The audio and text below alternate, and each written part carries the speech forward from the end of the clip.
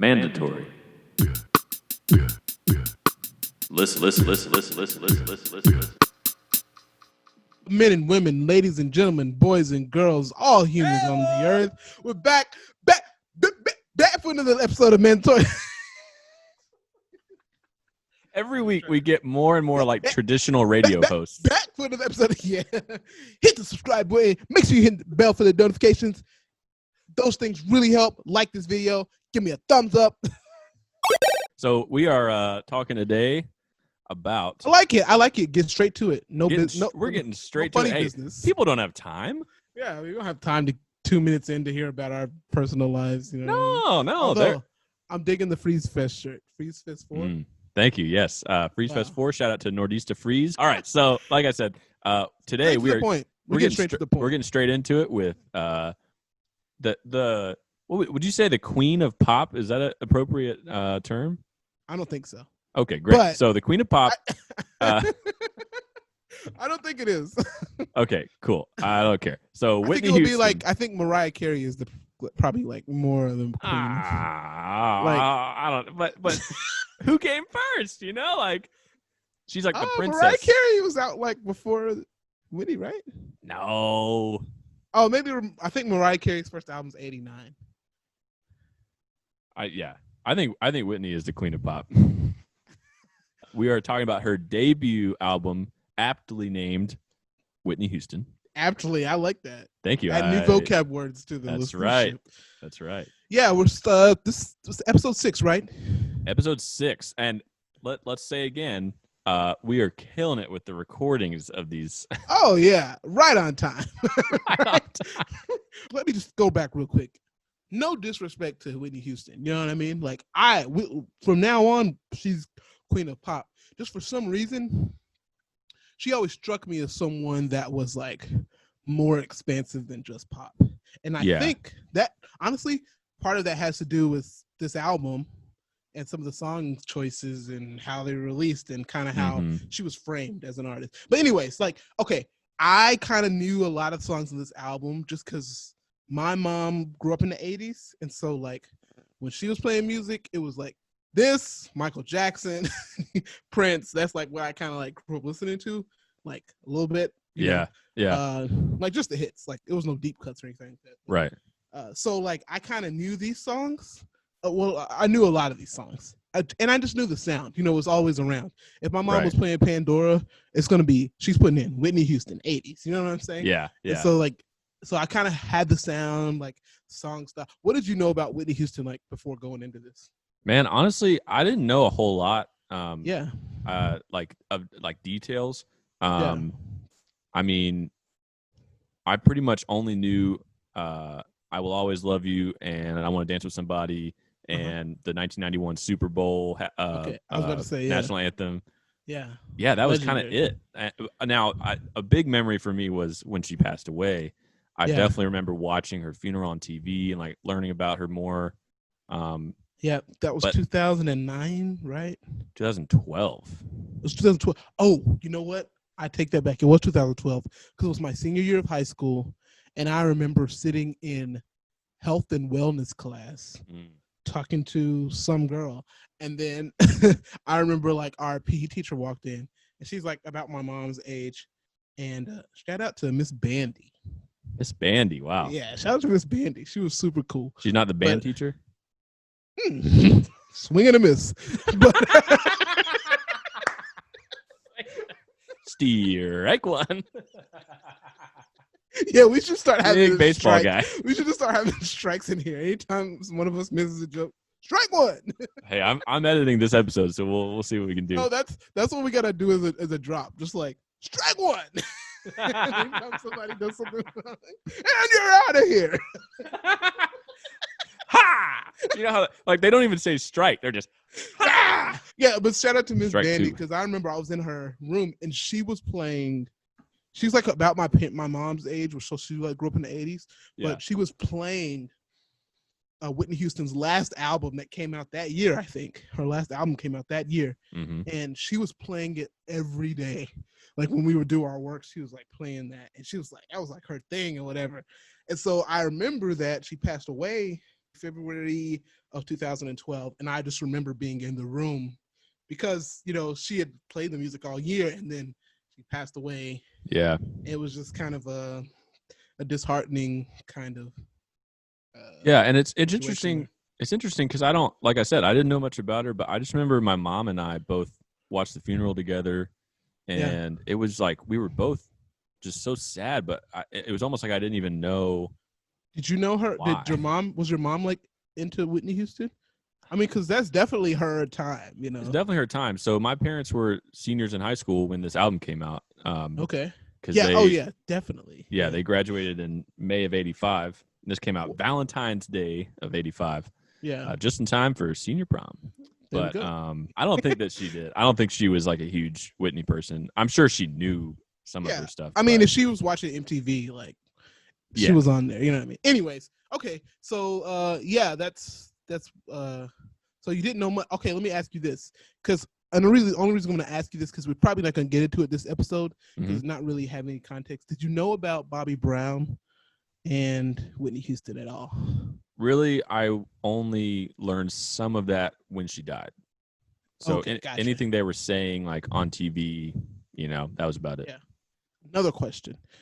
Because the one thing I like about this is, remember last week when I was like, yo, I don't know who Paul Simon is at all. Yeah. He could be Asian. I had no idea.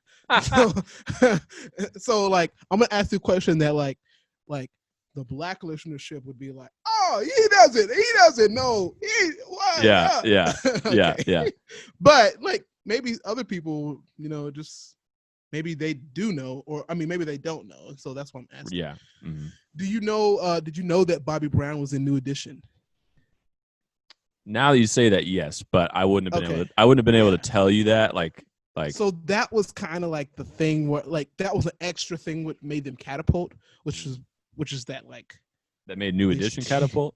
Well, that made Whitney Houston be such a huge. I mean, she was already a huge star before she ever met Bobby Brown, but like, once you know how it is, like once you have a relationship where two people are famous, and the New Edition was like crazy at the time, it just it's like Beyonce and Jay-Z, like exactly power couple. Exactly. And he was like, and we'll talk about this, but she was like the good girl, like raised in church, sings pop songs, that type of thing.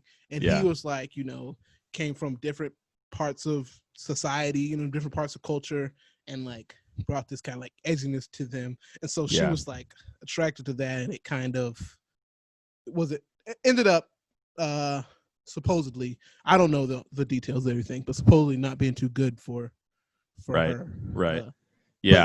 That's mostly, I think when people think about Whitney Houston, they just think about the big touch points are Super Bowl. Yeah. Because that's that. I mean, that's like the national anthem. Like that's the standard, So that people think about her relationship with Bobby Brown, and they think about The Bodyguard, which is another huge thing. Did you ever watch this movie? I have not. No. Oh man, my boy Kevin Costner from Field of Dreams. Yeah. Speaking of baseball, it's a big baseball movie, but no, I haven't seen that one. Yeah, and so I think that's like, and then of course the music. You know what I mean?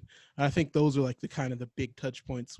People that don't know about her too much, that's what they can like grasp onto. So I don't know. I think that's a pretty good like intro to how to like. It doesn't do her justice to who she is, but I think it's a good kind of, oh, okay, that person, right. Yeah. And that's how I felt going into this, was like, I felt like I knew her more than I actually did. And then I was looking stuff up and like, wait, how did I not know more about her? Like, she was so big. So yeah, that's a good little intro. Okay. Let's get to the hook. The hook for me is, again, pretty simple. Yeah. All I said was the voice.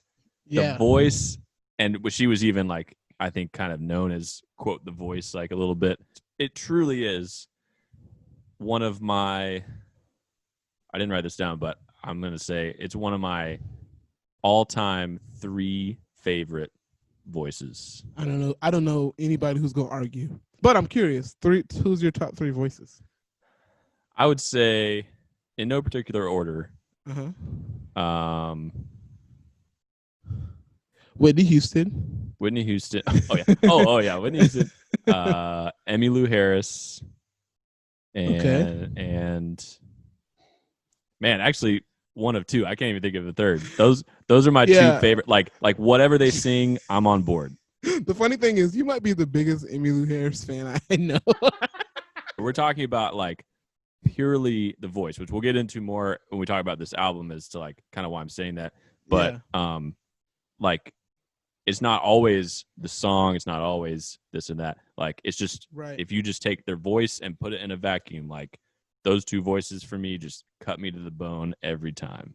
I mean, I think that similar to like Aretha, like it's pretty noticeable when you hear Whitney, like, wow, like unmatched, right? One thing Clive Davis did that the producers for Aretha at Columbia didn't do is they didn't do the right material. They didn't put her like, they didn't give her the right thing. And it almost seems like Clive was like anal about getting the exact right songs for the voice, you know?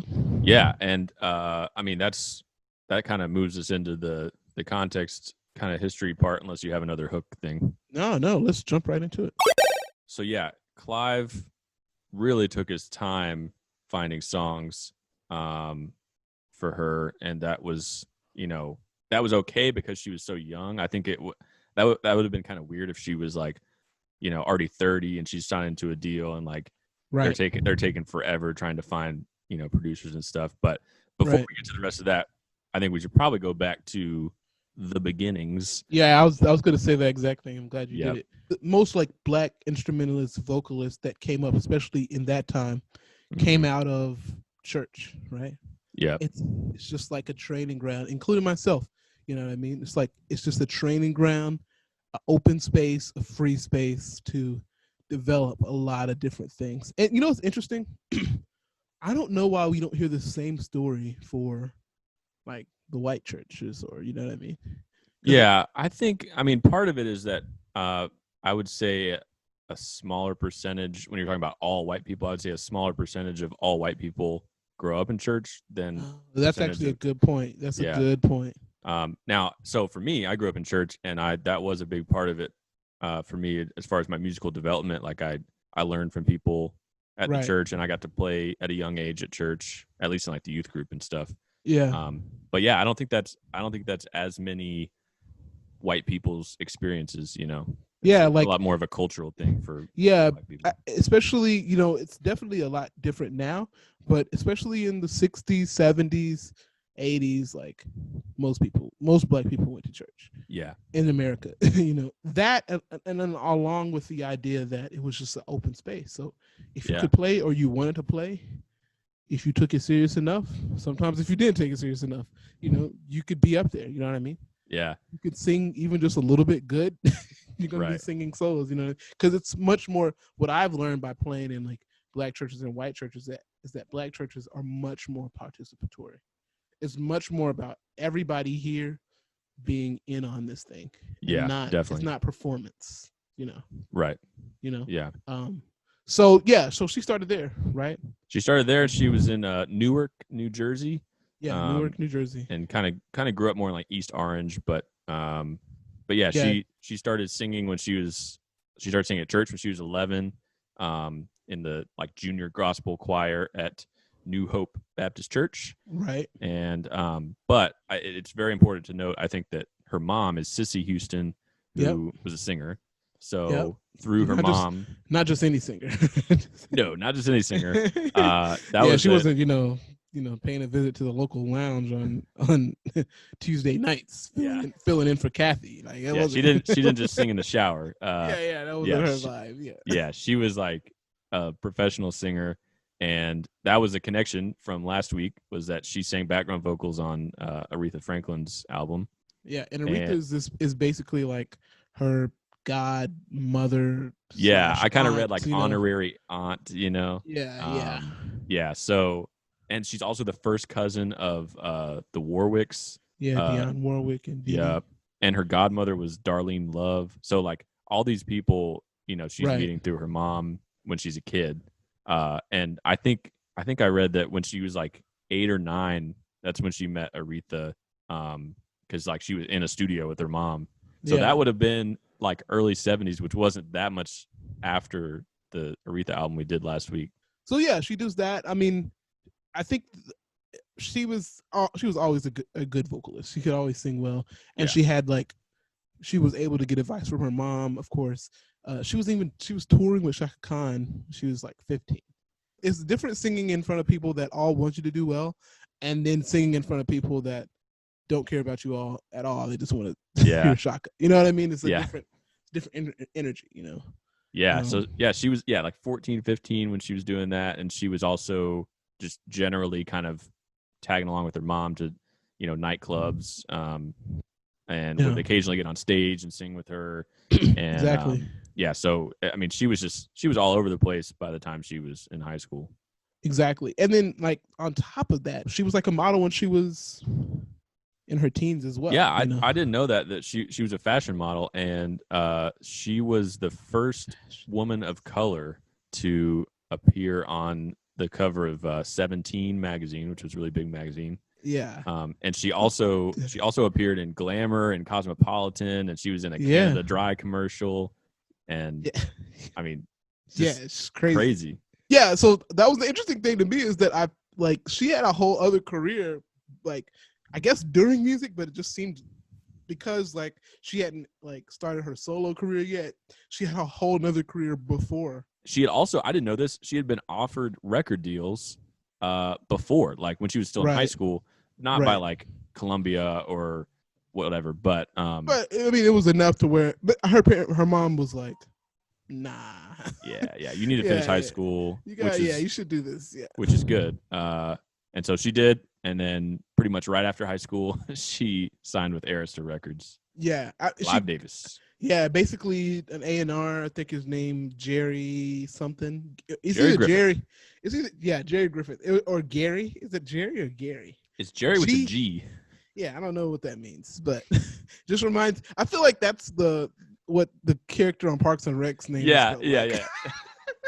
Jerry. See, like that an extra J. File that under the English language is just ridiculous. Like if it's G, but then there's an A, now it's Gary. But if it's a G and it's an ER, it's like, what? Like, how does that? Honestly, I've been doing this for 25 years. I still don't know what it's supposed to be. And don't get me started on semicolons. But you know, tune in next week for our special episode on semicolons. Oh my goodness. Bro, every week now. So Jerry sees her at some club singing with her mom, and he's like, "Yo, Clive, you got to get in on this." And Clive's like, "He ain't come." Now this is my I always have to do an interpretation of how conversations in the record business go. Yo, Clive, bro, it's really crazy. Young. Oh wait, hold on. I'll be Clive. You be Jerry. You be okay. Clive, yo, bro, how's it going? Yo, hey, tell me what's cooking, Snake. So I was down at Club Oasis last night, and tell you what, I saw you remember Heather from marketing? Ah, Heather, killer, baby, killer. She's killer. Yeah.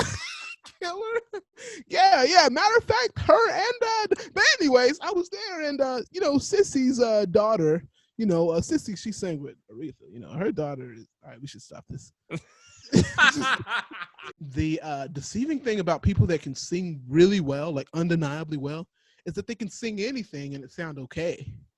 You know what I mean? Like Aretha, like she was singing the pop stuff in the like early 60s, late 50s. Sounded great. It just wasn't like, it just wasn't like, it wasn't like a pure artistic expression of like where, like, I don't know if it really connected, right? Yeah, it just wasn't her thing. It wasn't what she came from, Yeah, and I think it's the same thing here. Is like, not necessarily that the music that she ended up singing on this debut album is music that she came from, as much as it is like the music complemented where they were trying to do with her.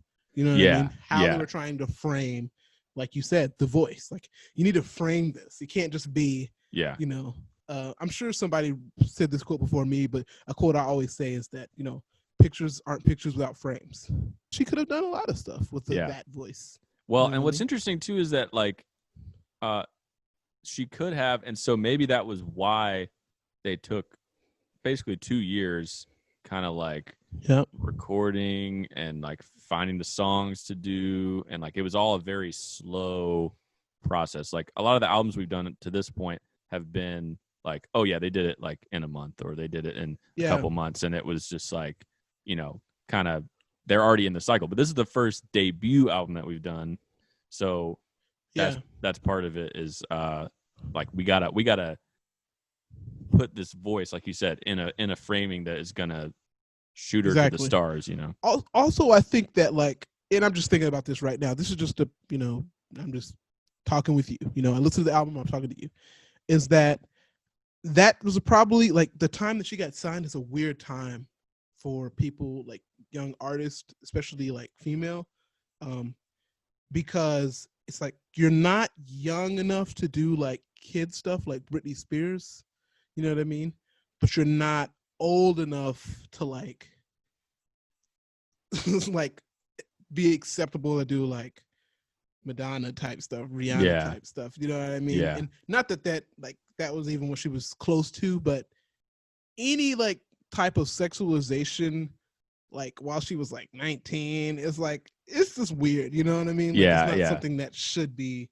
So like, I'd like to think it was like a moral decision, but what I probably think that is more of like a business decision, because if you start her off doing like small stuff and then you got to pivot as soon as she gets a little bit older. That's like a it's not. I agree because she was like 21 when this came out, but that means she was like 19 when she was signed. So and she doesn't look 21 either. She looks like younger. You know what I mean? So it's like, I think that like trying to like think with their mind, which I don't like doing too much, but trying to like think of the mind. It's like, why would I spend money like building her up as like a kid star and then have to turn around like one album later and make her like, oh no, she's an adult now, she's doing love song, like real love songs, So well, she kind of fits the like, stereotype a little bit of someone who, if she was born 10, 20 years later, like she would have been like Disney-ified, and like unless her mom was just somehow still remaining adamant about her not signing any kind of deals before high school, like that became more popular later after Whitney to like get them started way younger. So I think that helped her out, because man, this album was a smash success eventually. It wasn't at first. Like let's go ahead and move on to the mandatory listening. Let's do it. Like you said, didn't start off as a success, like a smash success at first. It was fine, but it was one of those things where it kind of grew. And like the more we talk about these albums, these episodes, the more I'm starting to see that a lot of them were like that. A lot of them didn't start out great and then they grew into something great, which I don't know this, but it doesn't seem like that happens now. It seems like if it doesn't happen right out the gate, fail. Right. I think things are just way quicker now. If you don't get it done the first time, see you later. That's what we have noticed with like Fleetwood Mac, and you could kind of say with Stevie Wonder. You could say that with not so much Elton John, not so much Paul Simon, maybe a little bit. Aretha was this way. Like we're talking about their 10th album, 11th album, whatever. This is different to talk about a debut. Yeah, definitely. And I think we talked about the framing and stuff earlier, but I think they, even though like they kind of knocked it out of the park, as when I say they, I mean the record label, I think that Arista really didn't know what to do. So they released like 3 different singles in like 3 different countries. Yeah. You know what I mean? Yeah. And they kind of were just like, this might be a good over here, and this might be good over here. Yeah. You know what I'm saying? Yeah. And then when they like, I think what was the single that they released in the United States to kind of like appeal to like the black audience here? So that one was the first one. The first single was Thinking About You. Oh, Thinking About You? Thinking About You. And it was the only one that was released before the album. It was like January of 85. Right. And it didn't do anything. It didn't make the chart at all, like pop chart. Yeah, so it didn't exactly do what they wanted it to do.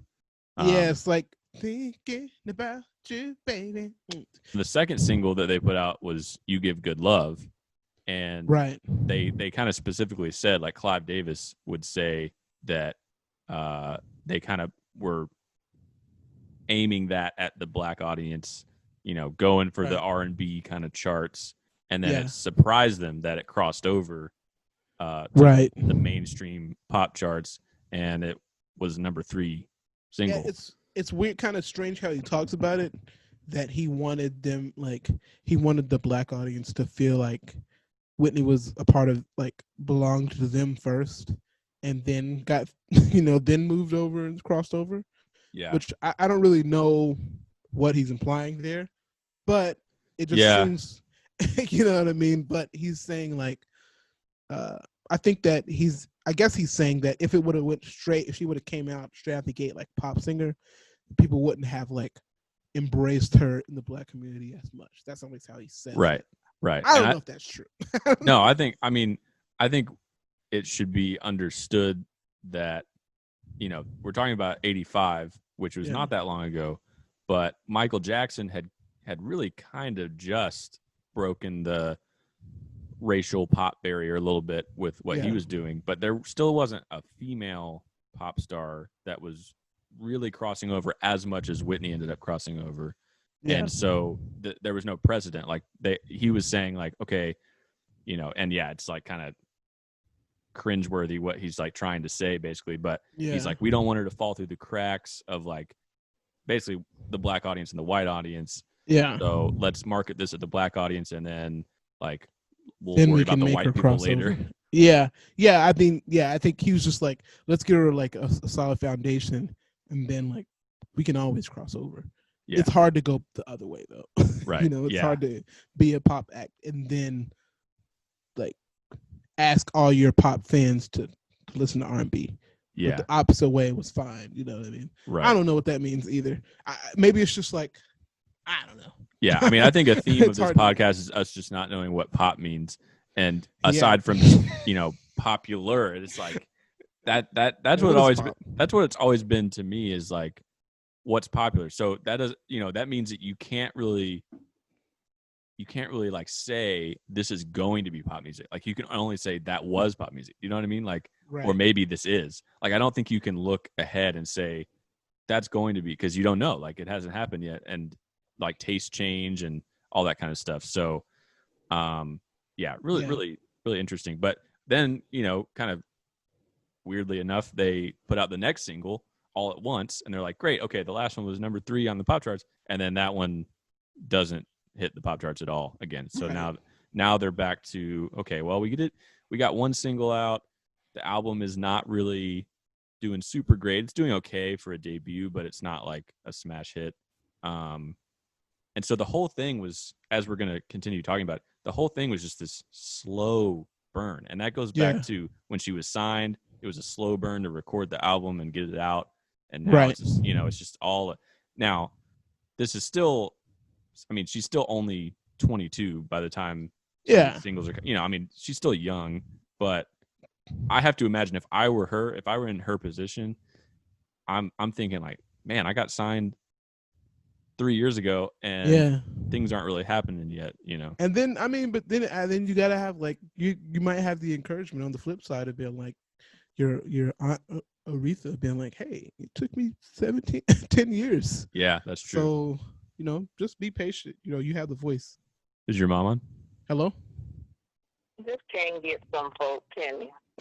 It's all good. Hey, I got you live on the podcast. Live.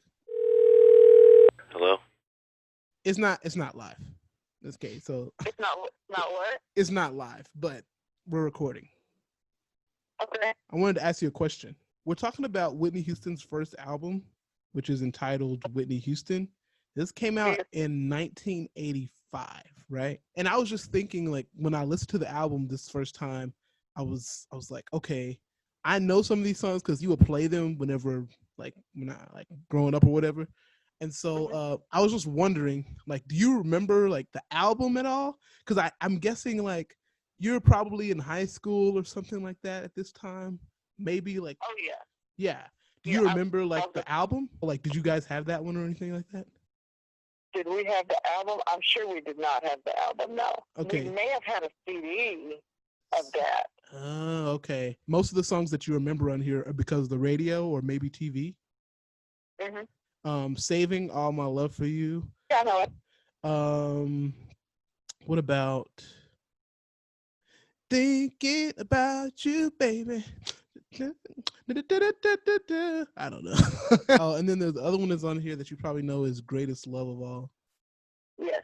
Greatest. That's one of my favorites. Or How Will I Know? Okay. Ask her that one. Yeah. Oh, How Will I Know? That's another one.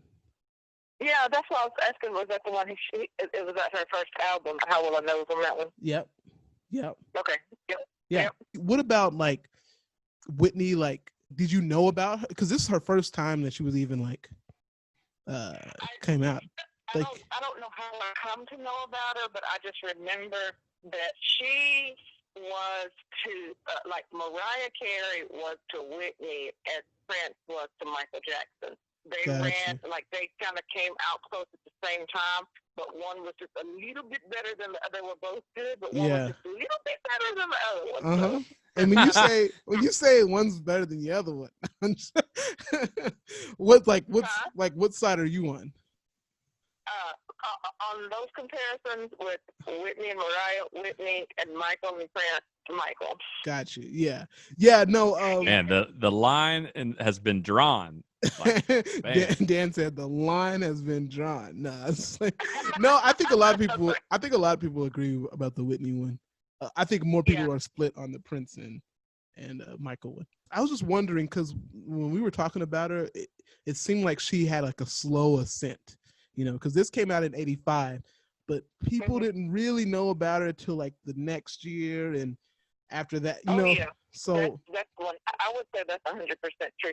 I don't know, like I wasn't privy at all as to, this is a new artist and they just come out and you should listen to them. They're great. It was like they were already like they had already like been famous and gotten awards or two before it really came into my realm of knowledge. So that's probably 100% true. And how would for me when I learn about stuff, it's because I listen to different podcasts or like radio shows, and so like that's how I kind of get the scoop, or I listen to playlists. Like, how did you guys? And I know it's a little different. It was all radio. That was the era of the boombox on your shoulder, right? Or the real tall home stereos that has the 3 layers, and then the big vertical speakers that stand on either side of it. Right. Yeah, that was totally that era. So it was and it was all radio for us because we didn't have MTV. We didn't have cable. So we didn't have MTV or VH1 or whatever was popular then. So if it didn't come on our radio stations, and like Sundays, it was always the top 40 countdown, and you listen, and that's how you learned about new songs too. Like you saw the top 40 countdown, and you just listened to the radio all day. Went down all the way to number 1. So, yeah. On Sundays, so that's what would happen on Sundays. That's all. Yeah, that's what we did on Sundays. Goodness, that's crazy. I never knew that. We would have our little dual recording jukebox there with our empty cassette tapes that we didn't care if we want to record over them, and then like when your song comes up, that's how we made our playlist. Air quotes. Our playlist is from the top 40 countdown on Sundays. Yeah. On the radio. Oh, so you could the DJ in the background and everything. Oh, you wait. So you could record the radio? Like you could press the tape player and record the radio? Yeah. So the radio's playing. I'm talking about the boombox. And whenever your song comes on, as soon as they say, okay, so and again, at number 1 is Michael Jackson's Thriller, and of course you want him to stop talking before the right. Yeah. So you're like, stop talking, and then you press how to press the 2 to make it record the record and play. Right. And actually, you already have that down, and you have it pause. So as soon as they start talking, like it becomes an art form. You got to press the pause so that you can get the whole song and hope they don't start talking before it ends. So, right. Yeah, that's how we made our playlist back in the day. Man. That's so different from what we do. Yeah, Dan said that's so different from how we do it. Oh, I know. I know. You guys have it made. Right. But I feel like, and this is a big conversation that a lot of people have, is just that we don't appreciate it as much because we don't have to work for it as much or wait for it. There's no waiting. Right. As soon as it's out, it's in my phone. You literally have to go to it wasn't even Walmart then. You had to actually go to a department store and buy it and, sift through all those CDs and which and then try to find the one that and of course, say it was small town. Right. They're going to have a very limited supply of, first release, whatever. So you're not some of the first person to get there. It's going to be weeks before you ever get it. Oh, man. Like you are recording from the radio at that point just to get some of the new stuff until you can get it. Yeah. It wasn't ordering from Amazon. It wasn't, none of that. Right. Well, look, I really appreciate it. I just wanted to ask you about Whitney real quick and see if you remember anything. Okay. Yeah. Whitney, surprise. All right. Thank you so much. Love you. All right. Bye, Dan. Bye. First guest on the podcast, Aaron's mom. Yeah. First guest. Tanya shout out. Yeah, shout out to my mom, bro. The idea of a top 40 makes way more sense now. Yeah. You know what I'm saying? Uh-huh. Like now I'm just like, who cares what the top, I can't tell you what the top 40 songs are right now. I don't really care. But if you can't access them and your way of getting them is just like recording them on the radio, then that's like gold, right? Like playing all 40 of the quote best songs right now. And then when MTV came out, that was like the video version of it. Yeah. So I mean, you would just be, well, I don't know, but I've heard that you would be glued to the TV because it's like, oh, this video, and music videos were a new thing, right? Like on that scale, and you can definitely tell when you look at them. Yeah, it took a couple years for them to get good at that. Yeah, it took a second. So back to the album, like kind of being a slow burn, like as far as the commercial response to it. Yeah. It's really amazing that that it was able to stay on the charts and just like have this climb to it ended up being a number one album, but it took 55 weeks, which is a little bit over a year. That makes sense now, if just for that conversation we just had, because if you don't get it until if the listeners, like my mom, she grew up in it's probably a different case because she grew up in a really small town in Tennessee. Okay. So it wasn't like Nashville or anything that you were connected to anything like that. Yeah. But even still, just how she described it, she was like, we didn't know about it unless it was on the radio. You don't even know who these people look like. Yeah. Unless you see it in a magazine, right? Yeah, that's true. I mean, yeah, that's crazy. And I think what is notable, it's a discovery to be like, oh, that's Whitney. You know what I mean? She's been singing this. It's like, oh wow, she's so pretty. Yeah, yeah. And I think it's notable to mention that her next album, which was just called Whitney, that was the one with I Want to Dance with Somebody and other hits. Yeah, that came out in '87. So she puts this one out in '85, but it is like this slow climb to number one. Hits number one, '86. Then it's the best-selling album of 1986 in the U.S. Yeah, and then '87 she puts that. So I think that slow climb helped her because it was like, okay, we're easing you into superstardom basically. Exactly. And, maybe who's to say, but it might have been actually worse if this one had, let's say, just rocketed up to number 5 and then dropped off by the end of 1985, and then all of 1986 you don't hear about it. Who knows? But it's interesting how that kind of worked. Yeah, definitely. I think some other interesting things. First debut album by a woman to yield 3 number one hits. Did you said that already, right? No, I knew that, but I had not said that.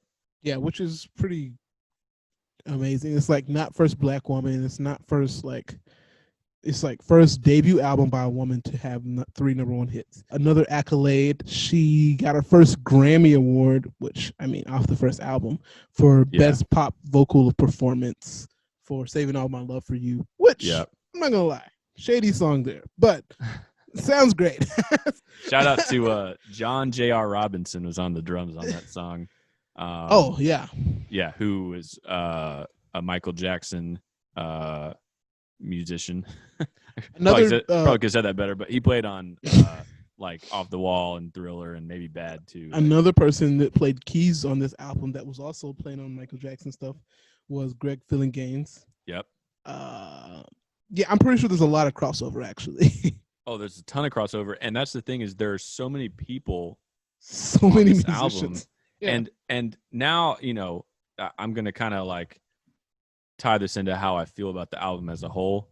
Like it feels a little bit cobbled together.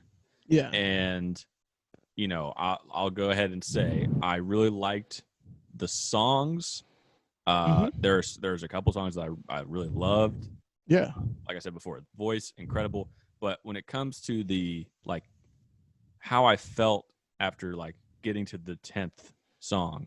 Yeah. And like, okay, I just listened to a whole album. Like I didn't really feel the like shape to it. It was just kind of like there were like a bunch of ballads, and then there's like How Will I Know, and it's like honestly it just seems like, and honestly I think this is a good thing for me because I was thinking to myself, oh, every album's a concept album now. Yeah, not the case. This is definitely not a concept album. Right. You know what I mean? Like, the concept is let's get that voice out to the public. Exactly. Yeah, the concept is let's sell a lot of records. And I mean it works. So and it works. Yeah. I think that's the thing that I take away from this album is that it just seems like they're checking. Well, first of all, the number one thing I take away from the album is what an amazing introduction to an amazing voice. Yes. And just performer in general. Like she knocks it out of the park on every song. There's no song where I'm like, I could have did better. There's no song where I'm like, yeah, there's no song like that. She knocks every song out of the park. I would say there's no note. Like every note that she hits, it's like she's there. She's not like, oh, she is only hanging on by a fingernail. Like no. And then that's saying something for somebody who's 20, 21. Yeah. She's probably 20 when she's recording this. Yeah, she's still developing her voice, really. Yeah. It's not even, it doesn't even sound like how it's going to sound. You know what I mean? Yeah. So that's a lot to say. Yeah. And so I'm not taking away from that. And honestly, this probably has nothing to do with her. I think the main thing that I'm saying is that there doesn't really seem to be an artistic vision. This album has no wrong notes. Nobody's like, missed that crash, like no, like there's no, like none of the string players was like, can I do that again? Like everything is perfect. Yeah. Like, almost like too perfect. Too perfect. Yeah. The reverb is just this is right there, classic 80s sounds. There's no piano at all. It's all electric pianos, digital pianos. It's a very 80s sound, It's a lot of 6/8. Yeah, a lot of 6/8. A lot of 6/8 time signatures. It was just a different way to listen to the album. And I'll be honest, it's the album that I listen to the least out of the ones we've done. So it almost was for me. I think, well, I don't know. Now I think about it, maybe it was the one I listened to the least. That means I still listen to it more than I would just like if we weren't. Yeah, I mean, I still listen to it like 4 or 5 times, but like, and you know what? Honestly, part of that for me is that this album just made me sad, man. It does seem like a sad song, like sad album, right? And I think that's because my history, it's just a dumb word to say, but my history with her is basically like I knew a couple of her songs, and then I like watched this 4-hour funeral on TV. Yeah, that's like all I know about her. And then I'm listening to this, and I'm feeling like I felt when I was watching her funeral, like she died too young. And she was like amazing gift that was not, I would say, not used enough. Like she had a few albums, but so I don't know. I just the whole thing just kind of just made me. It's incredibly sad. It's incredibly sad. There was so much in her 30s that I want to be sensitive how I talk about this because I think that I'm not just trying to say stuff for people to listen to me. But I think there was a lot of music that we could have gotten from her that we didn't. Right. And I don't even think we got the album that we needed from her. Yeah, you kind of got like you got a few songs that are really, I think, really good representations of her just singing to, you know, the best of her abilities. Yeah. But I think you're right. I don't think there is an album. I think that's why I was kind of surprised. I was like, oh, her first 2 albums are the ones that people talk about. Yeah. But her second one, she was still only 23, 24. Like, what about when she hits like her 30s and 40s and she's like really like not only hitting a creative stride, but just like a vocal ability, you know, kind of. I think a lot of people from that time, and I'm just kind of talking outside of my neck here, so I could be wrong, but just how I viewed in my head is when they started out, they just had to do what everybody told them to do. Yeah. Until they got some type of cachet where they could say, hey, I want to do this. I want to work with this specific songwriters, this producer. Like there's like 4 producers on this album, you know, like there's like 4 producers and like 30 musicians. So yeah, that's what I was going to say. Sorry, really quick. That was what I meant by cobbled together is, I mean, 4 different producers. We're talking 10 songs, 4 producers, 6 different guitarists, 5 different keyboard players, 3 different bass players, 5 different drummers. So, I mean, this is not a hey, let's all get this one band together. We're gonna record an album. Yeah, you know, it was like, and sometimes that works, but I just didn't feel like it felt like a complete thing. Yeah, and I don't think it was supposed to, honestly. Yeah, I guess not. Yeah, I think that's, and maybe that's like the genius of Thriller, of Off the Wall, is that you have this pop album, but you can do a pop album that has all the bangers, you know, has the ballads, has everything, but it still works together. Well, and I think that's because I think you're right, and I think it's because you have someone like Quincy Jones. He's really at the top with Michael Jackson. Yeah. Like they're the guys, and they're like everybody answers to them, kind of thing. From what I understand about how that went down. And so, you had a ton of people, but it was like there was a singular vision for it, you know? Yeah. Maybe that like gives us, at least for me, in this moment, gives me a greater appreciation from it than I already did, which is how do you accomplish both things and do them both well? Mm-hmm. You know, Michael got all the Grammys, and not just because he was an icon, like he deserved them for those songs. Yeah. You know, those songs were amazing, you know? Yeah. And that's what I wanted to say about Whitney is that she became an icon. The queen of pop, some might say. The queen of pop. Yeah. I would say I really like this album because of, first of all, the voice. Second of all, there are some great songs. Third of all, I would say a lot of the musicians playing on it are great. It's just that there's so many of them, and I just, you know, it wasn't my favorite. It wasn't my favorite album in terms of consistency, but I will definitely be returning to songs like "How Will I Know," which is that's a super 80s. You know, it's like a banger. It's like a banger. Like there's cheesy 80s, but then there's cheesy 80s done right. Do you know what I mean? And like, this one great. Is cheesy 80s like done right. Right in the middle of the 80s. Like, at the height where everybody was like, this is cool, right? Yeah. Yeah. I mean, the at the beginning and everything, like the verse is great. Yeah, like you said, the pre-chorus. Yeah. Every single part. And then I watched the video, and the video is cool. And I have to say this too, just for it to be on record. Yeah, put it on record. Damn. Like, you know, late 80s, early 90s Whitney Houston. I have a crush on her, man. Like, hey, man, she was beautiful. You can't be mad at that. She was beautiful, and the voice thing actually does play into that too, which is probably why I'm going on and on about it. Is if someone has a voice, I mean, like that, but if someone has a great voice and can sing, that is like, that's a thing for me. Like that is a turn on for sure. Oh, dang, you're frozen. Right, you're frozen on a funny face. We're back, ladies and gentlemen. As you can probably tell, my hat's probably in a different position.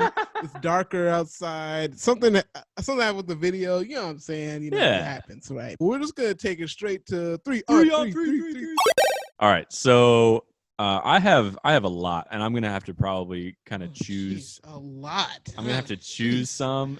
Sorry, Dan. It's only 3-on-3. Goodness. Well, I'll start off. So the producer, one of the 4 producers of this album, you can call him a co-producer. I mean, he produced one of the songs, but it was "How Will I Know," which is probably my favorite song. Narada Michael Walden. He is now, as of like 2 months ago, the newest drummer for the band Journey. Like, that's crazy. Don't stop believing, Journey. To all of our faithful viewers and listeners, if you can still hear me, then I apologize for this. My internet is going out, and I'm recording this, and every time Aaron talks, he's like, so yeah, it's not his fault. I don't monopoly. This is why I got to break up the monopoly of Comcast. Okay, so have you ever heard of a singer named Gordon Lightfoot?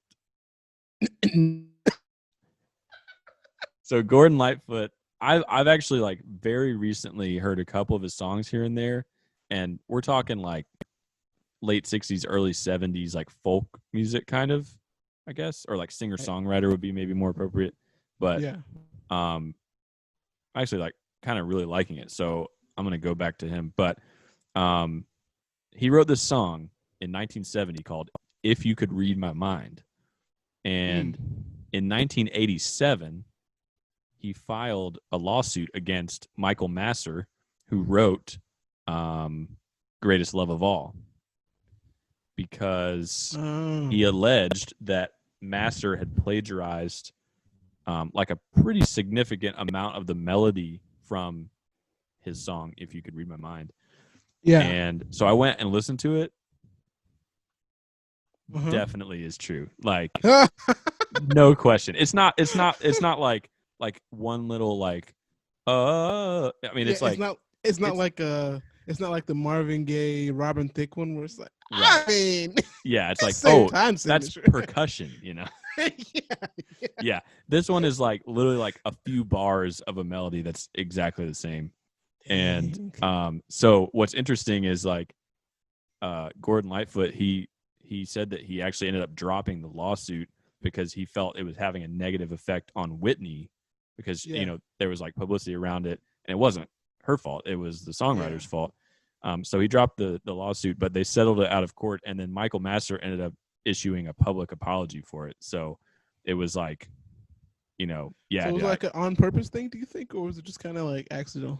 To me, I don't know. I as someone who maybe doesn't write songs, but I see the songwriting process and I might help that process along sometimes. Yeah. I don't know how it could have been purely accident, you know. I'll say though, man, like a quick story about plagiarism for me. Yeah. When I was in college, Dan wrote a paper, then I copied it. No, I'm just playing. No. So let me just kind of go through. I'll maybe do one or two more quick ones. So I mentioned briefly earlier, it took 55 weeks for this to get to number 1 as an album. Yeah. That is second only in terms of like the slowest climb to number 1. One that eventually gets 53 weeks? 55 weeks. Oh, dang. So a year and like 3 weeks. Jeez. Yeah. It came out in February of 85, and it wasn't number 1 until, I think, March of 86. Yeah. Crazy. So that's the second slowest climb, only behind Fleetwood Mac. The album right before the first Rumor. album, yeah, just the it wasn't their first album, but it was. What do they call it? Eponymous, self-titled. Yeah, it was like their 10th album, but it was. The one. Yeah, it's like the first one of the new era. Right. Yeah, and that one took 58 weeks. To get from whatever it started at to eventually being number 1. Yeah, I actually have another one. She won 2 American Music Awards. Okay. Well, she won awards. She won more than 2, but she won one in '86 and in '87 because like she won one when it first came out, but then like it was like popular in '87 because right of the climb. So it's like yeah, that's a good one. Okay, last one is gonna be. I have a couple here I'm kind of choosing from, but I'll go with this one. So in 1986, once it finally reached number 1 status, it was number one for 14 weeks, which is the second longest. It's always the second. It's the second longest running number one album for a debut album. Only behind, get this, a band called Men at Work and their debut album Business as Usual. Oh. So yeah, it was the second longest running debut album to be at number one once it reached number one. So again, all of these things, take what you will about all the chart stats. Basically what we're saying in a nutshell is she was breaking barriers. I want to say one more thing just to like kind of clear up something I said earlier. 20 more minutes which was that like we talked about her like she did 7 albums. I think a thing that we really should mention is like how big her like film career was with The Bodyguard and also The Preacher's Wife. Yeah, that is a big part of her career. Yeah, and she did albums for both of those records. And I Will Always Love Me was like off of that Bodyguard album. So. Well, it was I Will Always Love You. I Will Always Love Me. That's a Kanye West song. I will always love me.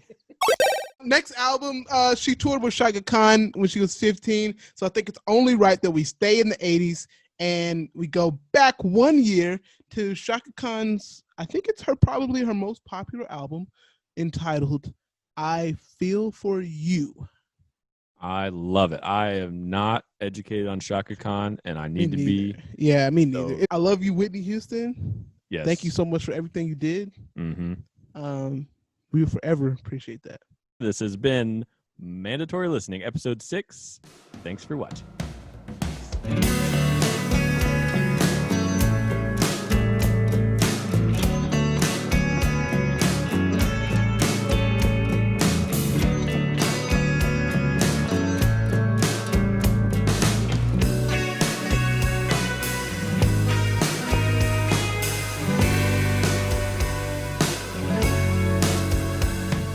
Karen's coming.